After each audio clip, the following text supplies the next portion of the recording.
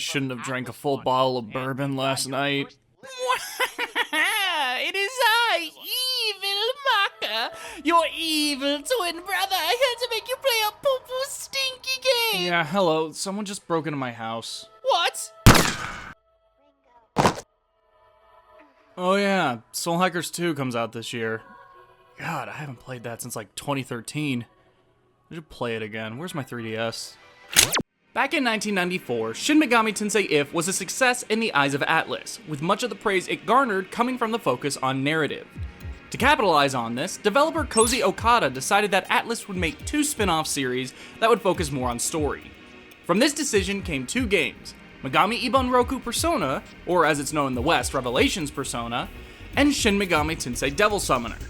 While Persona would be more reminiscent of SMT If by focusing on high school students and the problems they deal with, Devil Summoner was more of a detective story, taking inspiration from the writings of Raymond Chandler, a famous 1930s detective fiction author. Released in 1995 for the Sega Saturn, the game was both a critical and commercial success. It was so successful, in fact, that it received a television adaptation, as well as a sequel in the form of 1997's Devil Summoner Soul Hackers. Starting development in 1996, Soul Hackers would put a unique spin on the detective genre of the original game. Both Koji Okada and character/demon designer Kazuma Kaneko had taken notice of the rise in internet use at the time, seeing the potential dangers it could cause. It was from this fear that the basis of Soul Hackers would form. Then, 2 years after the first, Soul Hackers was released for the Sega Saturn, and much like the original, was both a critical and commercial success. It was later ported to the PlayStation 1 in 1999 and to the Nintendo 3DS in 2012. We wouldn't receive the game here in the West until the 3DS port in 2013, in which it was given the new name Shin Megami Tensei Devil Summoner Soul Hackers. While the game was criticized for its dated graphics and aged game design, it has since become one of the more beloved entries within the Western fandom. Amami City, a technologically advanced metropolis made possible by the collaboration between the local government and Algonsoft, a tech company looking to make major advancements through the creation of Paradigm X. Paradigm X is a metaverse meant to connect every home and business, allowing them to make purchases from digital storefronts, conduct business, and hang out with friends and strangers. The residents of Amami City are supplied with standardized computers, allowing everyone to participate in the development of the next major step in technology. You play as a hacker, part of the group known as Spookies.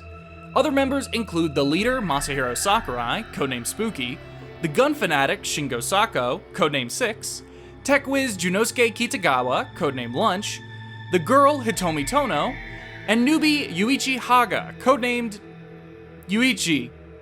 Having hacked your way into the Paradigm X beta, you are confronted by a spirit named Kinap, who makes you experience a vision of a man named Urabe in the lead up to his death. Urabe had broken into an Algonsoft building to steal a file named the Namisa program. After storing it on his gun-shaped computer called a Gump and throwing it off the roof, he is shot and killed. The next time you meet with Spooky, you learn that he has come into possession of said Gump. Leaving it with you and Hitomi, you unlock it and the spirit within is released, possessing Hitomi and introducing herself as Namisa. Almost immediately, you receive a call from Spooky as he is being hunted down by demons at the very same Algonsoft building Urabe was at. From here, you, Namisa, and the rest of Spooky slowly uncover a grand conspiracy involving Algonsoft, the city government, and a mysterious group simply known as the Phantom Society.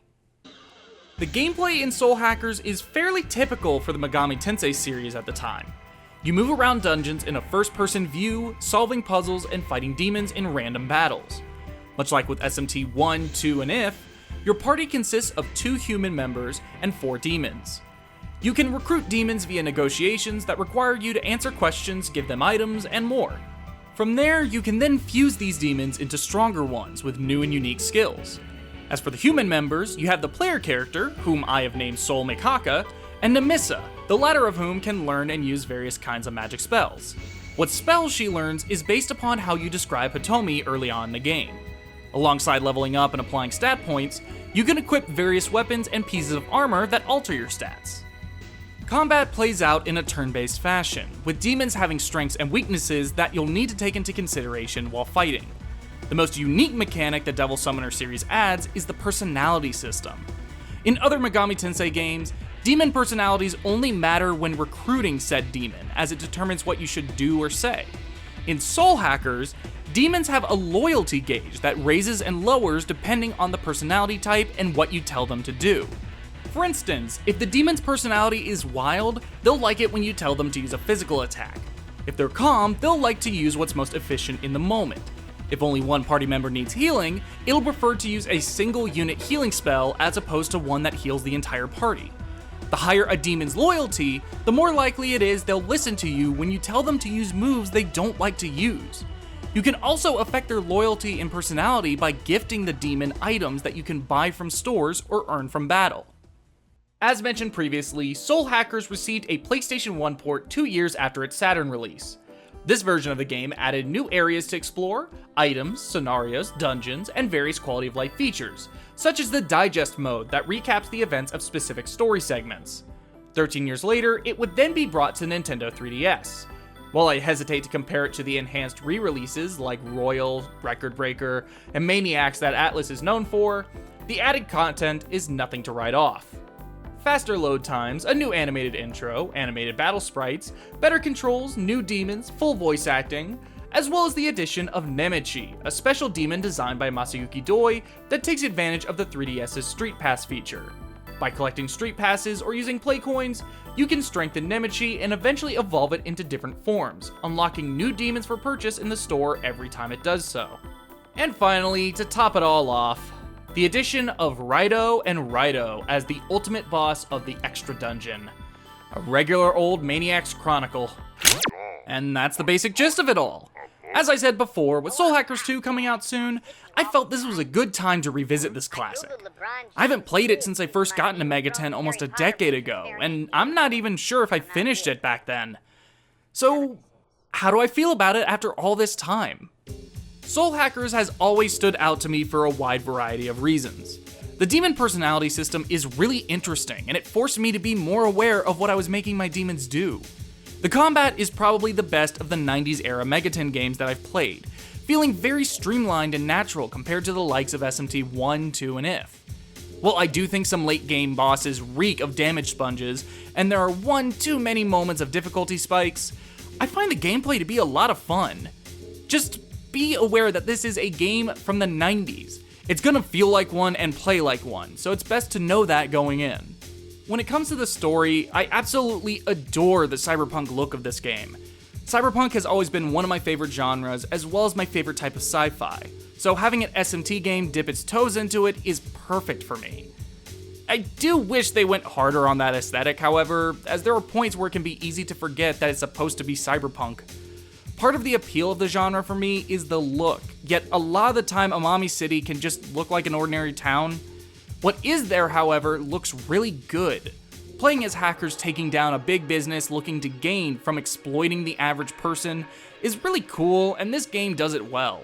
The way Soul Hackers mixes the occult with sci-fi on a narrative level is really interesting, and it's done in a unique way that makes it stand out from SMT as a whole, which, you know, is a series known for mixing the occult with sci-fi. The characters are also really good. Each member of Spooky, sans Yuichi, feels well utilized and fleshed out, though I wouldn't say I love any of them. The character I would say I love, however, is Nemissa. Nemissa is genuinely one of my favorite characters and is easily the best female character in the entire Mega 10 franchise. She's spunky, energetic, funny, adventurous, and overall just fun to be around. Things like her picking out her new clothing is so incredibly memorable, and I wish there were more moments like that. Laura Bailey's performance goes a long way in making Nemissa who she is, and I can't imagine her without Laura. While I wouldn't say Soul Hackers is one of my favorite SMT games, it's definitely in the upper echelon. Soul Hackers sits as one of the more unique entries in the Mega 10 franchise due to its focus on detective work, cyberpunk-influenced narrative, the fun characters, and its ability to put an original spin on mixing sci-fi with an occult in a series known for it. While it absolutely shows its age it's well worth playing just to experience what it has to offer. But if I had to give you just one reason to play it, it would be for Nemissa. Play it for Nemissa. She's amazing. Please, I love her. Currently, the only way to play Soul Hackers in English is the 3DS release of it. However, it's gotten pretty expensive in recent years if you're looking for a physical copy. If you can find it for a good price, absolutely go for it. But if you don't mind going digital, you have like what?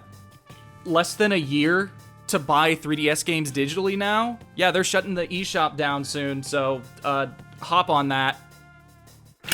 As some of you might remember, in a past video, I went on a little rant about how, despite everyone comparing it to Persona, Digimon Story Cyber Sleuth was actually more similar to Soul Hackers. Well, back then, I was very much playing up my anger over the subject, but I do genuinely hold the belief that that game draws a lot from Soul Hackers. Do not ask me what I'm doing for my next video. Anyway, if I was able to convince you to play Soul Hackers, what'd you think? I like it, so I hope you do too. Nemissa is pretty cool. If you played the game before and just wanted to watch a video to, I don't know, agree with me on why people should play it, what do you think of the game? Do you have any other reasons why people should give it a try? Leave it in the comments below. Regardless of what you are, if you enjoyed this video, make sure to leave a like and subscribe. If you want to help support the channel, check out my Patreon. For as little as $1 a month, you'll get patron-only updates that include behind-the-scenes content. For $5 a month, you get 24-hour early access to new videos. And finally, for $10 a month, you get all that, your name at the end of my videos, and I'll even throw in a little extra offer in there for you. Take a look and you'll see what I mean. Link is in the description. Ow. What? Where? I don't think I'm on the same channel anymore. Ah! I hope this isn't permanent.